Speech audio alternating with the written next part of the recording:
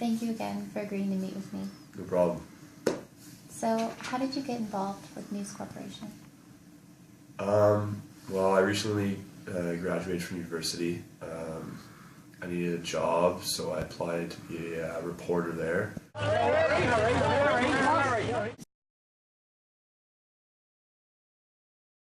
Alan was one of the original tabloid phone hackers.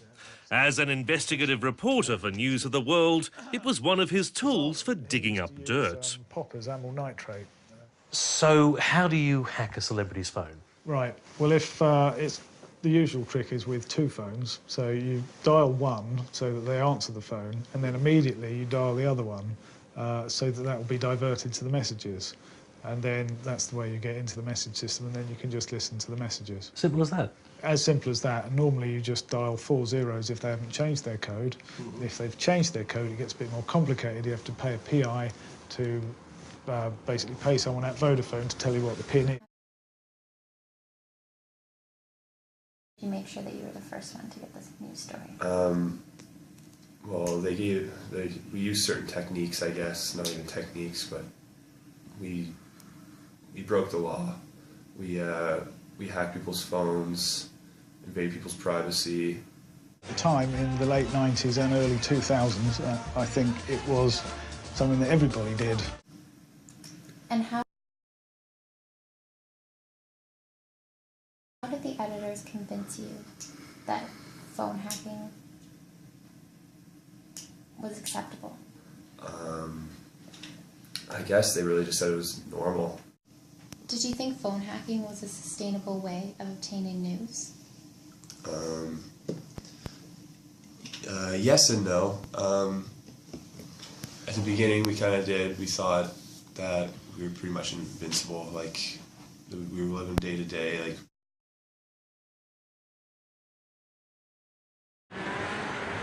Like all good British scandals, it started at the palace. Well, 5 years ago, Rupert Murdoch's News of the World ran some very tasty inside gossip on the royal family.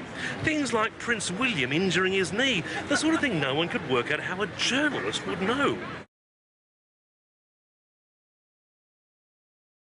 There were politicians on the Mulcair files, there were senior military, senior police, members of the royal family. Indeed, the heir to the throne had his phone hacked by News International.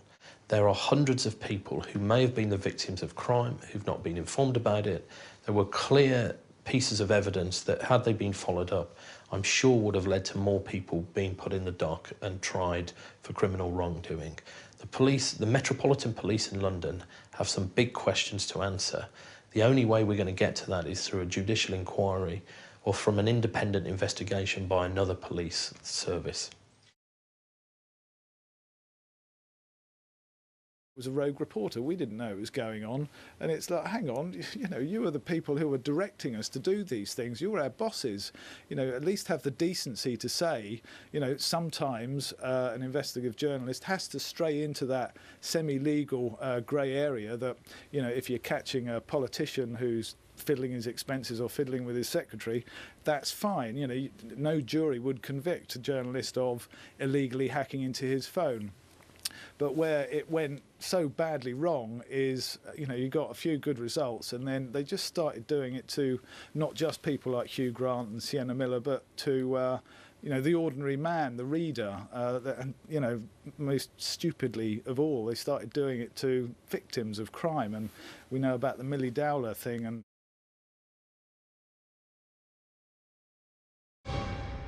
Mr. Chairman, thanks very much for joining us. We appreciate it, sir.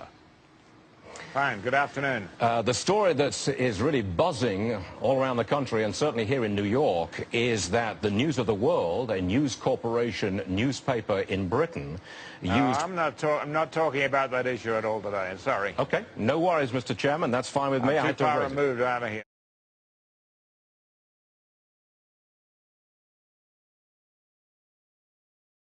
The media, with their red-topped assassins, are the biggest beasts in the modern jungle. They have no predators. They are untouchable. They laugh at the law. They sneer at Parliament. They have the power to hurt us, and they do with gusto and precision.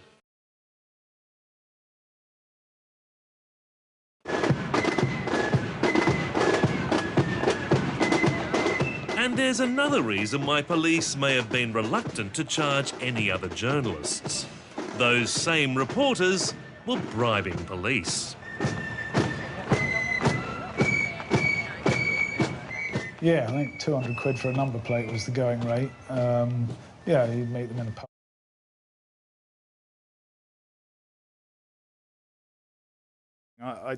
I am fairly sure, in fact I'm 100% certain, I can imagine how that happened. I mean, you have an editor shouting and screaming at you, this is a big story, you know, we're an exclusive paper that comes out on Sunday, so if you get your story on Wednesday, you've got to sit on it for a few days, so you've got to get something different. So you've got your boss shouting at you from above, come on, let's get something on this, so you ring your police contacts, you ring your private eye contacts, and then you're putting pressure on them, and then the freelance private eye goes a little bit further than he should have done, and he ends up hacking into Millie Dowler's.